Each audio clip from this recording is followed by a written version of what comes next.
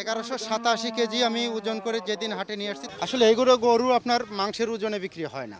সম্প্রতি সাকিব খানের যেই তুফান সিনেমা রয়েছে, যেটি এবারের ঈদুল আজহায় মুক্তি পাচ্ছে, সেই সিনেমাটি কিন্তু বেশ চর্চিত হচ্ছে যে ভালো একটি সিনেমা পেতে যাচ্ছে এবারের দর্শকরা। তো সেই নামটি নিয়ে সব জায়গায় এক ধরনের উন্মাদনা চলছে। আমরা এবার বিভিন্ন কোরবানির যে পশুর হাট রয়েছে সেখানে ঘুরে ঘুরে দেখেছি এই তুফান নাম বিভিন্ন গরুকে দেয়া হচ্ছে।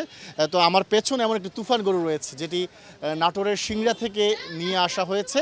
এটির নাম দিয়েছেন যারা মালিক, তারা তুফান দিয়েছেন। তারা আসলে সাকিব খানের সিনেমাকে মাথায় রেখেই তুফান নাম দিয়েছেন নাকি অন্য কোনো কারণে তুফান নাম দিয়েছে সেটি আমরা জানি না। তাদের সাথে কথা বলে আমরা জানতে চাইব।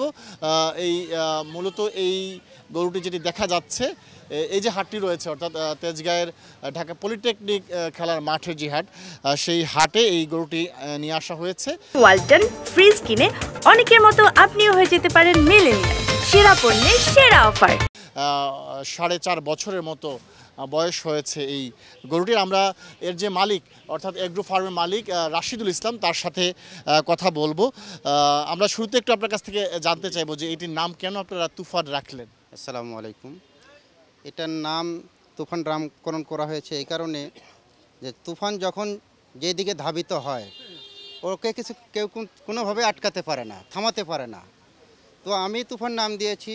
আমি যখন আমার এই গরুটা লালন পালন করেছি বা এর ধরন, এর বডি ফিগার সব কিছু দেখে শুনে নাম দিলাম তুফান। এই কারণে যে এর সমতুল্য পরিমাণে এত সৌন্দর্য, এত সুঠাম দেহের অধিকারী গরু আমার মনে হয় আর দ্বিতীয়টা নেই। এই জন্য আমি নামকরণ করেছি তুফান। সাকিব খানের সিনেমার কথা কি মাথায় ছিল? সিনেমা আমি দেখি না, সাকিব খানের এগুলো কথা আমি মাথায় রাখি না। আচ্ছা, একটু জানতে চাচ্ছি এই গরুটির দাম আপনি কত চাচ্ছেন এবং যারা এখন পর্যন্ত দাম করেছে তারা কত দাম বলছে? আমি দাম চাচ্ছি 18 লক্ষ টাকা। কত বলছে আসলে এটা আসলে একটা গোপনীয় বিষয়, কারণ এখন পর্যন্ত তো বেচা কেনার দ্বার প্রান্তে আমি পৌঁছাই নাই। বলছে এখানে খোলামেলায় 2 পার্টি বলে গেছে, একজন 10.5, একজন 11, একজন আরেক ভদ্রলোক 10 বলে গেছেন। আসলে কি আছে 18 লাখ টাকা আপনি যে চাচ্ছেন, মানে কেন চাচ্ছেন একটু বলেন। এটা চাচ্ছি, এটার যে ইয়েটা আমার খরচটা, এই খরচকে কেন্দ্র করে আমার দাম চা। কীভাবে খরচটা একটু বলেন, এত দাম একটা গরুর কীভাবে খরচ? যেমন আপনার এই গরুটা আমি 4 বছর খাওয়াইছি। এই 4 বছর খাওয়াইতে গেলে এখন বর্তমানে ও খাচ্ছে প্রতিদিন 14 থেকে 16 কেজি আপনার দানাদার খাচ্ছে। এভারেজও যদি আপনার 60 টাকা কেজি হয়, আবার এর সাথে একজন কর্মচারী নিয়মিত থাকে।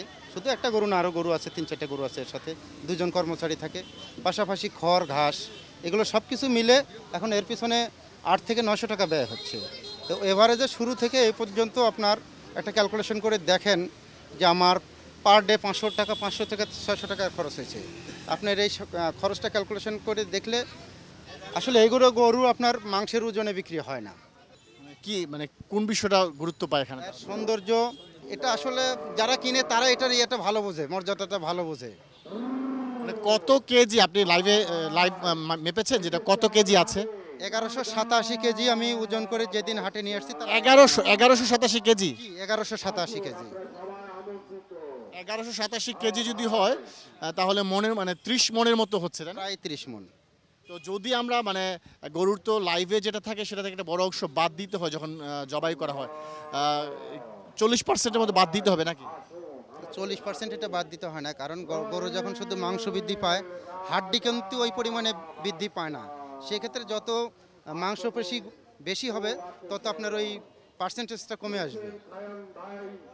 আচ্ছা, যদি মানে 1100 যদি হয় তাহলে আমরা মাংসের যে হিসাবটা সেই হিসাবে কি 700 কেজি মাংস পাওয়ার একটা সম্ভাবনা আছে নাকি? প্রায় 1200 কেজি। হ্যাঁ, 1200 কেজি যদি ওজনটা হয় তাহলে মাংসের ক্ষেত্রে 700 কেজির মতো, 700, 750 কিংবা 800 কেজি। 800 প্লাস হবে। আচ্ছা, যদি 800 প্লাস হয়, আপনি বললেন 800 প্লাস যদি হয় তাহলে 18 লক্ষ টাকা দাম চাচ্ছেন। সেক্ষেত্রে প্রতি কেজি মাংসের একটা হিসাব যদি আমরা করি 2000 টাকার উপরে কিন্তু পড়ে যাচ্ছে, যেখানে বাজারে গরুর মাংস 750 টাকা থেকে 800 টাকা পর্যন্ত। তো এই 2000 টাকার কেজির উপরে মাংস চলে যাচ্ছে, তাহলে এটা বেশি হয়ে যাচ্ছে আপনার কাছে কি মনে হয়? আমার কাছে মনে হয় না বেশি হচ্ছে, কারণ এটার যে খরচটাকে কেন্দ্র করে দাম চা হচ্ছে। কুরবানি আসলে তো মাংসের কেজির উপরে নির্ভর করে না। কুরবানি মূলত যারা কিনে সৌন্দর্য, এর সুস্বাস্থ্য, পছন্দনীয় জিনিসের যারা মনে করেন সামর্থ্যবান আছে, তারপরে তো ন্যায্যতারও তো একটা বিষয় থাকে যে আপনি এখন সুযোগে দাম বেশি চাইবেন, সেটা তো ঠিক। চাইলে তো কেউ দিবে না, আমি চাইলে তো আমাকে দিবে না কেউ। আমি আমার গরু ছাড়া একজনের কাছে 10টা টাকা চাই, আমাকে কেউ দিবে? আমি অন্য অন্য আরও আমারও গরু আছে, সেগুলোকে কিন্তু আমি অন্য যে ছোটোগুলো গরু আছে সেগুলোকে ওই মাংসের আনুপাতিক হিসেবেই দাম চাবো, কিন্তু যেটার উপরে যে পরিমাণে ব্যয় হয়েছে ব্যয়ের হিসাব করেই আমাকে দাম চেতে হবে।